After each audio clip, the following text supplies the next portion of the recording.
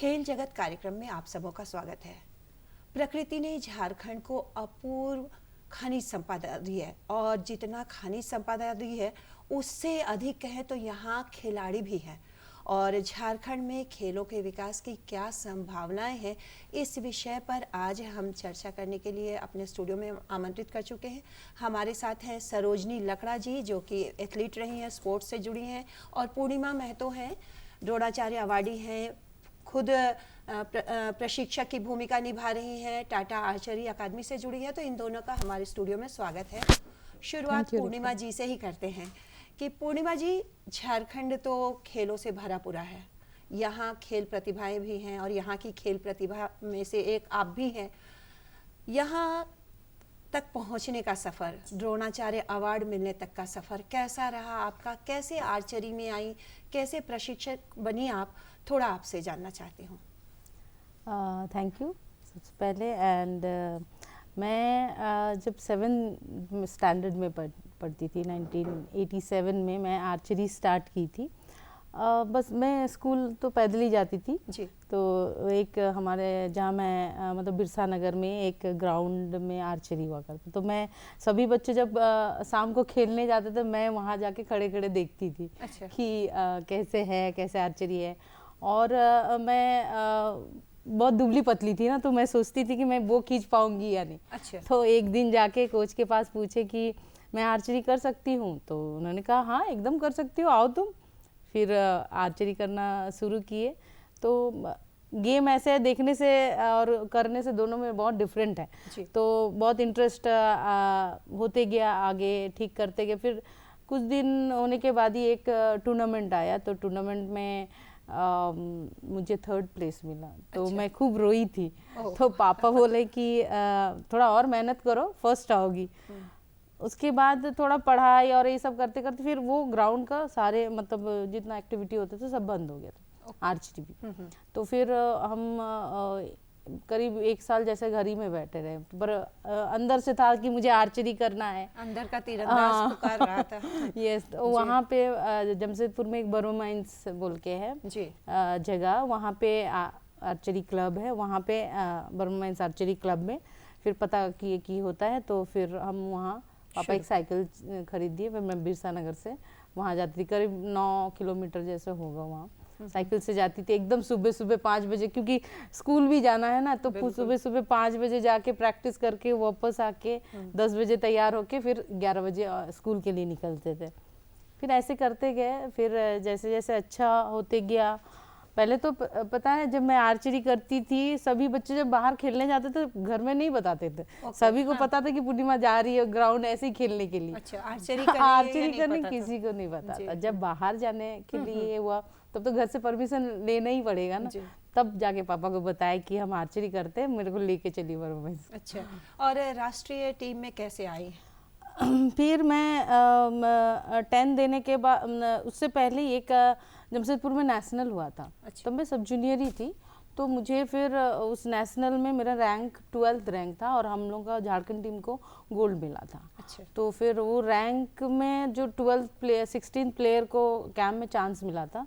तो मैं जैसे ही कैंप में गई तो प्रैक्टिस भी मिला, सब कुछ मिला। अच्छा, अलग माहौल मिला। अलग माहौल मिला। तो मैं फिर कुछ ही दिन में मतलब 2-3 महीने का वहाँ प्रैक्टिस करने के बाद मुझे इंडिया टीम में चांस मिला और मैं 93 से पूरा इंडियन टीम में थी। उसके बाद मैं एज ए कोच 2000 में टाटा आर्चरी एकेडमी में, और मेरा जो एक रिकॉर्ड है 1994 में नेशनल गेम्स का 6 गोल्ड मेडल का। तो उसमें वही परफॉर्मेंस से तब मैं 18 की नहीं हुई थी, तो 2 महीना बाकी था। तो मुझे टाटा स्टील ने तभी ऑफर दे दिया था। एज ए मैं कॉन्ट्रैक्ट में 2 महीना थी। फिर मैं एज ए प्लेयर ज्वाइन की। तो मतलब आज उसकी सफलता यहाँ सफलता, यस ऑफ कोर्स बहुत बड़ा हाथ है टाटा का। कि मतलब मुझे सब चीज मिला उसी से। और एज मतलब 18 इयर्स के जॉब करके फिर इक्विपमेंट, क्योंकि आपको पता है हमारा जो आर्चरी का इक्विपमेंट है बहुत महंगा है, बहुत महंगा है, तो वो बहुत सपोर्ट करते थे और मुझे मिला बोल के आज मैं इस जगह पे हूँ, एकेडमी है। फिर मैं 2000 से टाटा 1996 में टाटा आर्चरी एकेडमी हुआ और मैं 2000 से कोच बने और एज ए इंडियन टीम के कोच रही हूँ अभी तक, मतलब चल रहा है। बिल्कुल, और उम्मीद भी करेंगे कि और लंबे अरसे तक चलता रहे। बड़ी अच्छी बात आपने कही कि सहयोग मिला। आप खेल से जुड़ी हैं, एथलीट रही हैं और कई वर्षों तक आपने खेल विभाग को भी देखा है। एक खिलाड़ी को आगे बढ़ने के लिए सहयोग की कितनी ज़रूरत होती है, क्योंकि आप महुआ डार से एथलीट थी, यहाँ तक पहुँची हैं, तो बहुत ज़रूरी है कि खिलाड़ी को सहयोग मिले। आज तो बहुत सुविधाएं भी बढ़ी हैं, कितना ज़रूरी मानती हैं आप? रेखा जी, अगर हम लोग पहले का और अभी का परिवेश देखें खेल जगत में तो काफ़ी चेंजेस आया है जी। और जैसे जैसे समय जाता है और समय के अनुसार ही हर चीज़ को बेहतर करने की कोशिश किया जाता है। जब हम भी जब एथलीट थे तो उस टाइम भी हमारे पास सुविधा नहीं था जी। और मुझे लगता है कि सिंथेटिक ट्रैक तो शायद कंपटीशन में जब जाते थे दिल्ली या केरल जाते थे तभी हम लोगों को मौका मिलता था उसमें दौड़ने के लिए। तो वो जो 9 mm का जो काफ़ी लंबी नेल्स जो होती है उस स्पाइक से दौड़ते थे। तो जिस गांव से मैं बिलोंग करती हूँ वो तो बहुत ही इंटीरियर था, अभी भी है, लेकिन एजुकेशन में काफ़ी आगे है महुआ डाँड़। और सेंटर से मैं एथलेटिक सेंटर से वहाँ से आई और आगे चल करके पुलिस में ज्वाइन की। और पुलिस में जब ये की तो जमशेदपुर में हमारा कैंप हुआ करता था बिहार के टाइम में जी। तो वहाँ से हम लोगों को आगे बढ़ने का मौका मिला। तो जब जर्नी जो होती है वहाँ पर सपोर्ट काफ़ी चाहिए होता है। जैसे अगर घर से निकलते हैं तो घर में जो भी मम्मी पापा हैं या जो भाई बहन हैं उनसे सपोर्ट होता है। स्कूल में होते हैं तो हमारे टीचर्स और प्रिंसिपल्स का ज़्यादा रोल होता है, वो लोग कैसे ये करते हैं। अगर उनके कोचेस हैं तो कोचेस का रोल, तो ये काफ़ी महत्वपूर्ण व्यक्ति होते हैं ये लोग। तो इन लोगों का सपोर्ट होता है, माहौल होता है। अगर हमें इक्विपमेंट चाहिए तो सही समय पे इक्विपमेंट्स मिलना चाहिए, तो इस तरह का ज़रूरत पड़ता है। तो मुझे अच्छा मौका मिला कि खेल विभाग में कम से कम 10-12 साल मैंने as a deputy director sports में काम की। और सेंटर उस टाइम जब मैं खेल विभाग में गई थी तो मैं देखी कि 3 ही सेंटर थे उस टाइम 2006 तक, मतलब बरियातू हॉकी सेंटर, खूंटी के और महुआ डाँड़ एथलेटिक सेंटर। तो यही 3 ही सेंटर झारखंड में। तो सबसे पहला मेरा प्रपोजल यही था, चूँकि मैं उस समय 2002-03 में मैं स्पोर्ट्स साइंस का पढ़ाई करके जोहानेस गुटेनबर्ग यूनिवर्सिटी जर्मनी से लौटी थी। तो जैसे मुझे डिपुटेशन दिया गया था खेल विभाग में, तो मेरे लिए ये बहुत ही सौभाग्य की बात थी, क्योंकि खेल विभाग के अंदर ही जो एथलेटिक सेंटर रन करता है महुआ डाँड़ बालिका विद्यालय, संतरेसा बालिका विद्यालय, तो ये मेरे लिए तो सौभाग्य की बात है। एक मुझे लगता है कि मात्र मैं ही ऐसा खिलाड़ी जो थी, खिलाड़ी भी रही और खेल विभाग में एज ए एडमिनिस्ट्रेटिव ये भी लायबिलिटी लेने का भी मौका दिया गया। तो उस समय मुझे अच्छा जगह दिया गया था, जो कि मेरा जो नेचुरल जो प्रोफेशन है उस अनुसार मैं काम कर सकती थी। तो सबसे मेरा पहला प्रपोजल था कि हर जिला में सेंटर होना चाहिए था। तो हर जिला, मतलब हर जिला में अगर सेंटर, उस समय 22 जिला हुआ करते थे, बाद में 2 जिला बढ़ गए, रामगढ़ और खूंटी बढ़ गए।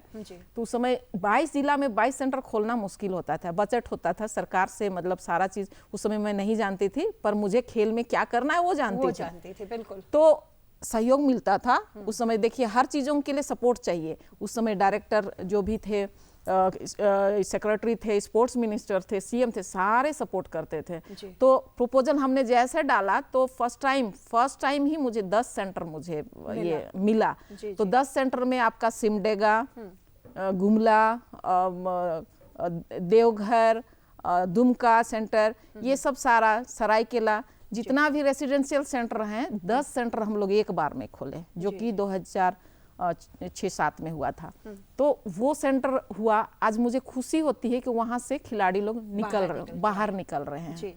और अभी जैसे पूर्णिमा की बात मैं सुन रही थी और 93 बोल रही थी, मुझे याद पड़ रहा था उस टाइम मैं एज ए स्पोर्ट्स पर्सन मैं ये में थी जमशेदपुर में। तो JRD कॉम्प्लेक्स में बाद में जब ये सिंथेटिक बना तो उधर हम लोग जाते थे, तो ये पूरा घंटों प्रैक्टिस करते रहती थी यहाँ पर ये में हॉस्टल के बगल में। तो हम लोग उधर भी कभी कभी जाते थे, तो मैं छू सकती हूँ, इनका आर्चरी उठाई, बोले छू सकते, हाँ छू सकते हैं दीदी, छोटी जूनियर थी तो छू सकते। तो हम लोग बोले कि कितना का है, अरे बाप रे बाप पूछिए मत, नानी याद आ जाएगी। बोले कि फिर भी बताओ ना कितना का है, हम लोग का स्पाइक से तो ज्यादा का होगा। तो हाँ है, मेरे पापा ने कैसे कैसे करके लिए हैं, मुझे 75। हमारा दिमाग होश बिल्कुल बहुत बड़ी बात है कि तो उस टाइम ये बेचारे मतलब 75,000 कैसे, वो भी कहीं कोरिया से मंगाए थे शायद, सेकंड हैंड जी, यानी कितना मुश्किल होता है, कितना मुश्किल होता है। उस स्थिति से बढ़ी है तो आप समझ सकते हैं एक द्रोणाचार्य अवार्ड या और आज दूसरी खिलाड़ी को भी तैयार कर रही है। तो हाँ एज ए एडमिनिस्ट्रेटर मतलब मुझे खेल विभाग में बहुत मौका मिला, तो हमेशा आज भी मुझे खिलाड़ी लोग को फ़ोन करते हैं, खुशी लगती है, कोचेस भी फ़ोन करते हैं कि मैडम इस तरह का आप कुछ कर सकते हैं। लेकिन हर किसी को सबसे बड़ी बात होती है अपॉर्चुनिटी, चाहे वो खिलाड़ी हो चाहे एडमिनिस्ट्रेटिव हो, अगर अपॉर्चुनिटी मिले, जगह मिले, स्थान मिले तो लोग तुरंत अपनी टैलेंट को, अपनी क्वालिटी को शेयर कर सकते हैं, अपना क्वालिटी को आगे बढ़ा सकते हैं। ये सबसे बड़ी बात होती है। पूर्णिमा जी बहुत सही बात कहा सरोजनी जी ने कि अपॉर्चुनिटी, आपको अपॉर्चुनिटी मिला, आप आगे बढ़ी, आपका ऐसा खेल है, महंगा खेल है, अलग से ग्राउंड चाहिए, बहुत सारी जिम्मेदारियां होती हैं। आपके पास तो 2 ओलंपिक का भी एक्सपीरियंस रहा है, कैसा ये एक्सपीरियंस रहा? क्योंकि हमारे देश का इंफ्रास्ट्रक्चर बिल्कुल अलग होता है, हमारे खिलाड़ियों का स्टेमिना अलग होता है। जब हमारे खिलाड़ी दूसरे देश के खिलाड़ी से भिड़ते हैं, उनकी सोच अलग होती है, उनका माहौल अलग होता है। ये 2 माहौल कैसा लगा आपको? अपने खिलाड़ी कैसे लगे, बाहर के खिलाड़ी कैसे लगे? हाँ, मैं एज ए कोच में 3 ओलंपिक जैसे हाँ बीजिंग, लंदन और रियो गई हूँ। अच्छा। तो हर जगह मुझे ऐसा लगा कि जस्ट हम लोग इतना अच्छा प्रिपरेशन रहता है हम लोग का, उस जगह में जाके हम लोग क्यों मतलब पिछड़ जा रहे हैं, या फिर क्या कमियां हैं कि हम लोग मतलब एटीट्यूड जो वो आता है ना एक प्लेयर का, वो होना चाहिए। जो हमारा मेंटल बैलेंस है उस जगह बिगड़ जाते हैं हमारे प्लेयर्स, बहुत फोकस रहते हैं, बट जो एक मेंटली एक प्रेशर बहुत ले लेते हैं। जी जी जी। जैसे अभी बच्चे लोगों को अब एक टूर्नामेंट खेल के पता चलता है ना कि उस लेवल में जाके हमें क्या प्रेशर आता है कि मेरा एरो किधर जाएगा।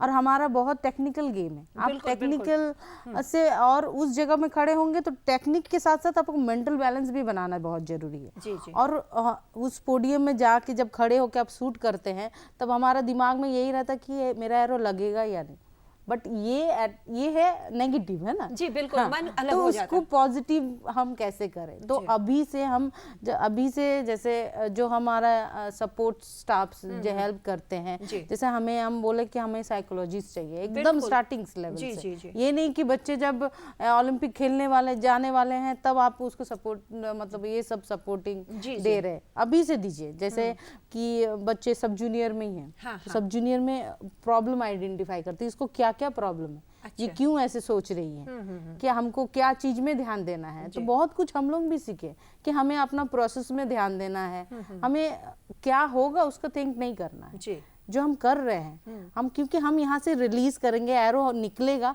तभी जाके वो एरो लगेगा वहां पे। हम अगर पहले से ही सोच ले कि मेरा एरो हमको मतलब वहां मारना है या फिर कुछ भी थिंग अलग कि मेरा हम जीत जाएंगे, हाँ लग पाएगा या नहीं।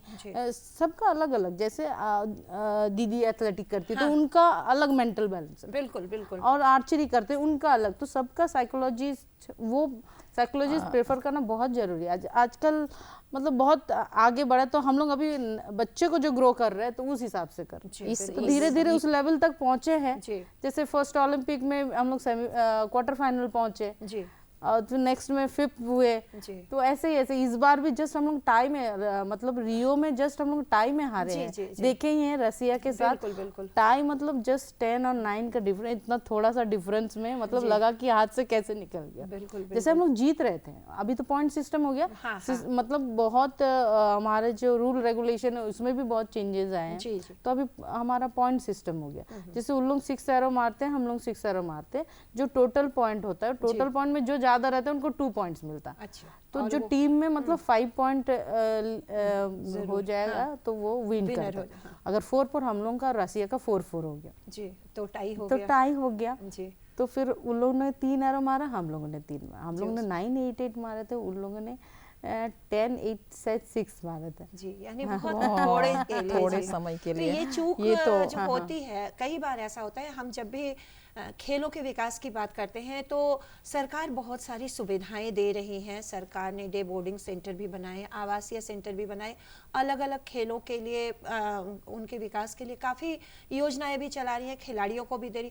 कई बार ये होता है कि प्रशिक्षक, जैसे रीना जी का एग्जाम्पल हम लेते हैं, पूर्णिमा जी का एग्जाम्पल लेते हैं, कि ये जब सीखती थी तो अलग माहौल था, आप जब सीखती थी सरोजनी जी तो अलग माहौल था, और अब खेलों के साथ टेक्निक जुड़ गया है। हमारे खिलाड़ी जो हैं टेक्निक को बहुत फॉलो नहीं कर पा रहे हैं। तो क्या लगता है टेक्निकल सपोर्ट, मेंटल सपोर्ट, ये इन सारी बातों की ज़रूरत है, और इस पे भी सरकार को या खेलों से जुड़ी जो संस्थाएं हैं उन्हें सोचने की आवश्यकता है। ये सवाल मेरा बारी बारी से दोनों से रहेगा जी। हाँ, तो ये आपने बिल्कुल सही कहा। आज मतलब बहुत ही टेक्निकल, सारी चीज़ें टेक्निकल ये हो गई हैं जी, और स्पीडी हो गया है। बिल्कुल। अगर हम एथलेटिक्स की बात करें तो पहले हम लोग मिडिल डिस्टेंस बोल करके 800 को लेते थे, लेकिन नहीं, 800 भी आज स्पीडी इवेंट है जी जी। तो इसीलिए बहुत जैसे जो जूनियर खिलाड़ी हैं वो नहीं उस चीज़ को जान पाते हैं, जब तक कोच उसको नहीं बताएंगे तब तक नहीं जी। और अगर सरकार की बात करते हैं तो सरकार तो खैर कर ही रही है, लेकिन फिनेंशियली सपोर्ट कर रही है या तो इक्विपमेंट से सपोर्ट कर रही है, लेकिन टेक्निकल सपोर्ट के लिए भी उनको एक इस तरह का मॉनिटरिंग सेल रखना चाहिए। जैसे ये भी बता रही थी जो ये जो नेगेटिव पॉजिटिव, क्योंकि उतने 30 सेकेंड, विद इन 30 सेकेंड अगर आपको एरो छोड़ना है तो उसके लिए 20 सेकेंड, हाँ 20 सेकेंड। तो इस टाइप का ये में माइंड में कई तरह से ये होते हैं, उसको कॉन्सेंट्रेट कर, या तो कोई जैसे ऑडियंस बाहर से हल्ला कर रहे हैं तो ये यहाँ पे टेक्निकल चीजें लग नहीं रहा है, बोल रहे हैं ऐसे, लेकिन वहाँ पे टेक्निकल चीजें हैं। तो उसके लिए जैसे और कंट्री को मैं देखती हूँ, मतलब जैसे मैं मेरा ओलंपिक स्टडी भी मैं पार्ट ली हूँ 2016-18 में, और अभी रिसर्च काम चल ही रहा है जी। तो ये जो प्रॉब्लम बता रही हैं, तो ऐसे समय में इनके लिए वो खुद नहीं करेंगे या कोच नहीं कर पाएंगे, उसके लिए माहौल नहीं बना पाएंगे, लेकिन उस टेक्निक के लिए सपोर्ट करने के लिए मान लीजिए मोराबादी ग्राउंड को हम लेते हैं और खिलाड़ी को पता नहीं है, वहाँ ट्रेनिंग करा रहे हैं कोच भी और वो भी, दोनों को नहीं पता है। इधर से अचानक पब्लिक, हजारों का पब्लिक स्टेडियम अचानक भर दिए, और बोले नहीं प्रैक्टिस करना है, कुछ नहीं करना है। हाँ। पता नहीं है कि क्यों लाया गया है। इधर से हुटिंग शुरू करना है, कोई पॉजिटिव, एक ग्रुप पॉजिटिव कर रहा है, बहुत अच्छे बहुत अच्छे, कोई बोल रहा है बातों को हाँ नेगेटिव कर, एक स्टेडियम में एक कॉर्नर नेगेटिव कर रहा है, कोई हल्ला कर रहा है, कोई, और उसको कोच को बाद में फिर उनको इन्फॉर्म किया जाता है नहीं आप ही के लिए आया है, तब कोच अलर्ट हो जाते हैं, फिर उसको ट्रेनिंग देना है। तो ट्रेनिंग देना है, उन लोग को करने दो जो करना है, वो लोग किस लिए आया है, क्यों आया है, कोई दिक्कत नहीं, आपको करना है। बिल्कुल। तो वो उतना देरी जो ट्रेनिंग करेगी उसको थोड़ा ना थोड़ा, वो तो बूंद बूंद से घड़ा भरता है ना। तो एक तरह से ये जो प्रॉब्लम बता रही है उससे भी शायद हो सकता है। तो ये खुद नहीं कर सकते, खिलाड़ी नहीं कर सकते हैं, कोच नहीं कर सकते हैं। इसके लिए माहौल, मान लीजिए स्टेडियम चाहिए, तो अब उसके लिए लंबा प्रोसेस करने की जरूरत नहीं, क्योंकि उनका शेड्यूल है तो उस दिन चाहिए तो चाहिए। तब फिर उसके लिए फिर एसोसिएशंस है, एसोसिएशन को सबको भीड़ ऑडियंस इकट्ठा करके ले आना है। तो ये बीच बीच में, आर्चरी के लिए मैं एग्जांपल दी, उसी तरह एथलेटिक्स की बात करते हैं तो एथलेटिक्स के लिए आप जैसे हम लोग स्टेट मीट कराते हैं, मतलब डिस्ट्रिक्ट कराते हैं, स्टेट मीट कराते हैं, मान लीजिए स्टेट ही करा रहे हैं या नेशनल फेडरेशन भी कर रहा है, तो उसको तोड़ तोड़ कर आप देख रही हो कि धीरे धीरे वो लोग आगे बढ़ रहे हैं। जी जी। उसको जैसे स्प्रिंट इवेंट है तो सिर्फ एक जगह, अगर रांची होटवार में अगर फील्ड में कंपटीशन हो रहा है तो ओनली स्प्रिंट, जी जी, जिसमें कि 100 मीटर, 200, 400 एंड रिले इतना। अगर केरल में हो रहा है इसका मिडिल डिस्टेंस का हो रहा है तो सिर्फ उसका कंपटीशन। अगर पंजाब में हो रहा है तो थ्रोवर्स का हो रहा है तो थ्रो सिर्फ फील्ड इवेंट होगा। तो इस तरह का ये टेक्निक को अपना ये करने अपना, उसमें टेक्निक तो आप आएगा ही, कंपटीशन में भी इम्प्रूव करता है टेक्निक जो आप ये करते हैं। आपने एक बहुत सही बात कही कि इस तरह का इवेंट अगर अलग अलग जगह पर हो तो खिलाड़ियों के आपस की जो प्रतिस्पर्धा है वो बढ़ेगी, क्योंकि एक ही इवेंट के खिलाड़ी वहां मिल रहे हैं और उन्हें पता है कि ये हमसे बेहतर कर रहा है या मैं उससे बेहतर कर रही हूँ, तो ये बहुत फायदा होगा। टेक्निकली कितना और स्ट्रांग होने की ज़रूरत है, क्योंकि साइकोलॉजिकल बहुत ज़रूरी है, विशेषकर अगर हमारे देश के खिलाड़ियों की बात करें और राज्य के खिलाड़ियों की बात करें। झारखंड का माहौल ऐसा है कि यहाँ अधिकतर हमारे ग्रामीण इलाकों से खिलाड़ी सामने आते हैं, वो ऐसे माहौल से आते हैं, बिल्कुल सिमटे हुए सकुचाए हुए माहौल से आते हैं, लेकिन उन्हें अगर अचानक से हम बैंगलोर थोड़े दिन के लिए ट्रेनिंग के लिए भेजते हैं और उसके बाद सीधे हम अंतर्राष्ट्रीय स्पर्धा में उतारते हैं तो खिलाड़ियों पे प्रेशर होता है। तो क्या पूर्णिमा ये बताइए कि बहुत शुरुआत से ही साइकोलॉजिकल सपोर्ट की आपने बात कही, वो जरूरत है हमारे राज्य के खिलाड़ियों के लिए? एकदम एकदम ये भी जरूरत है। और सबसे पहले देखिए, एक प्लेयर को तैयार करने के लिए सबसे पहले हम उसका बेसिक फॉर्म, जो हमारा बेसिक्स है वो बहुत स्ट्रांग होना चाहिए। तो बच्चे मेंटली उसमें स्ट्रांग होता है कि मैं अपने बेसिक, अपने टेक्निक में कोई मिस्टेक नहीं कर जी। तो ये एक है, उसके ऊपर एक्सपोजर होना चाहिए बच्चों को, है ना। कि देखिए हम लोग झारखंड बहुत गांव एरिया से आते हैं तो हमें खुलने में बहुत टाइम लगता है, देखने कि अरे वो लोग ऐसे ड्रेस पहने हैं ऐसे, तो वो ऐसे माहौल उनको अगर एक्सपोजर देंगे तो वो ऐसे माहौल में अपने आप को ढाल लेंगे। और बहुत टैलेंट आ रहा, हमारा बच्चे बहुत टैलेंटेड है, पर उस जगह उसको एक्सपोजर मिलना चाहिए, हर जगह हर किसी के साथ मिक्स होने का, या फिर आप जो एकेडमी है कुछ भी है उसके साथ ही बाहर के बच्चे लोगों को लेके आके वहाँ प्रैक्टिस कराना, ताकि उन लोग देखे कि उन लोग क्या कर रहे हैं, उन लोग कैसे रह रहे हैं। तो हम लोग मतलब उस बोल्डनेस को लाने के लिए, ये नहीं कि माहौल चेंज हो गया तो आप उसके जैसे बन जाए, नहीं, वैसे नहीं। आपको अपने अंदर से बोल्ड कैसे हो, हर जगह आप हर किसी के सामने किसी से कम नहीं समझे, बिल्कुल, है ना, कहीं खुल सकते हैं, आप कहीं खुल सकते एकदम। हाँ, ऑल मतलब नॉट ओनली झारखंड, इंडिया का यही है कि हमको बहुत बोल्ड होना है जी जी हर जगह, कि हम जो होगा देखेंगे पर हम करेंगे काम को। ये नहीं कि अरे करेंगे तो कोई कुछ बोलेगा या नहीं होगा मेरे से, पहले यही सोचते हैं ना कि अरे मेरे से ये होगा क्या, ये नहीं है ना। तो वो अटेम्प्ट। आपके कुछ जो स्टूडेंट हैं उन्होंने भी बहुत अच्छा प्रदर्शन किया है, उन स्टूडेंट्स के बारे में भी जानना चाहेंगे, क्योंकि गुरु पर सब डिपेंड करता है कि उनके जो है बच्चे कैसे होते हैं।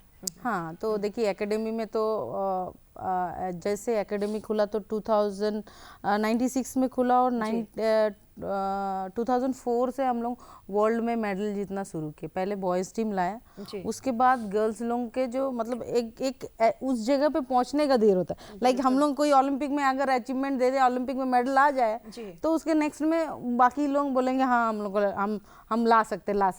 वही चीज़ है कि हम लोग फर्स्ट वर्ल्ड में मेडल जीते, फिर गर्ल आई, हमारे फर्स्ट एकेडमी की लड़की सेकेंड हुई, जूनियर कैडेट में भी सेकंड हुई, और नेक्स्ट 2 इयर्स बाद होता है तो जूनियर में भी आई। उसके बाद नेक्स्ट दीपिका आई। दीपिका तो बहुत टैलेंटेड गर्ल है और आशा करते हैं आगे भी अच्छा रिजल्ट करेगी। और अभी तक जो इंडियन आर्चरी का परफॉर्मेंस है वो दीपिका का हाईएस्ट है। और दीपिका जो जूनियर कैडेट और जूनियर में वर्ल्ड लेवल में मतलब चैंपियन बनी, उसके बाद कोमोलिका बारी। तो कोमोलिका भी बहुत टैलेंटेड है। अभी अंकिता भी जूनियर में मिक्स टीम में गोल्ड है उसका, और अभी सीनियर टीम में भी है। अंकिता लेफ्ट हैंडर है, आप देखे होंगे, लेफ्ट से शूट करती है।